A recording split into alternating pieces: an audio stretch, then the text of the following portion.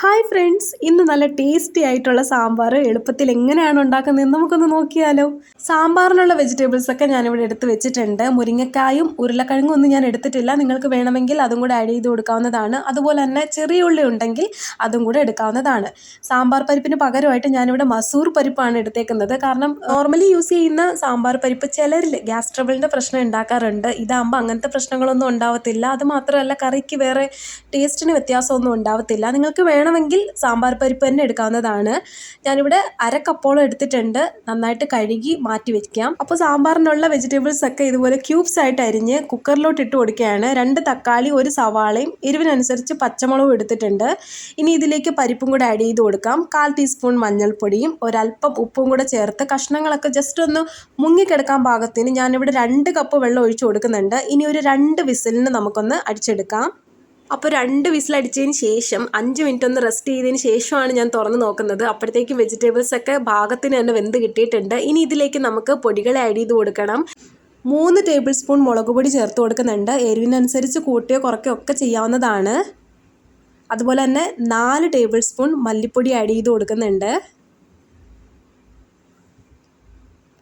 Already മഞ്ഞൾപ്പൊടി നമ്മൾ ഇട്ട് കൊടുത്തതാണ്, അതുകൊണ്ട് മഞ്ഞൾപ്പൊടി ഇടേണ്ട ആവശ്യമില്ല. ഇനി ഇതിലേക്ക് 2 ടീസ്പൂൺ സാമ്പാർ പൊടി ചേർത്ത് കൊടുക്കുന്നുണ്ട്. ഒരല്പം കായപ്പൊടിയും കൂടി ആഡ് ചെയ്ത് കൊടുക്കാം. നന്നായിട്ടൊന്ന് ഇളക്കി യോജിപ്പിക്കാം. ഇനി ഇതിലേക്ക് ചെറിയ നാരങ്ങ വലിപ്പത്തിൽ പുളി, വാളംപുളി ഞാൻ വെള്ളത്തിലൊന്ന് കുതിർത്ത് വെച്ചിട്ടുണ്ടായിരുന്നു. അതും കൂടെ ഒന്ന് പിഴിഞ്ഞൊഴിച്ച് കൊടുക്കാം.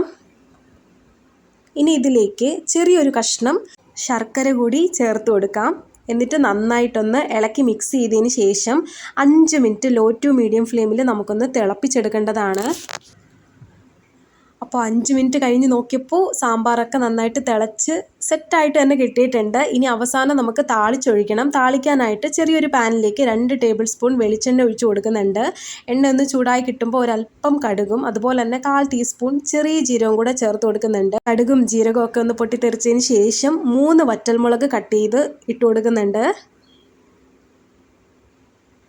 ഇനി ഒരല്പം കരിവേപ്പിലും കൂടെ ചേർത്ത് കൊടുക്കാം. ഇനി നന്നായിട്ടൊന്ന് മൂപ്പിച്ചെടുക്കാം.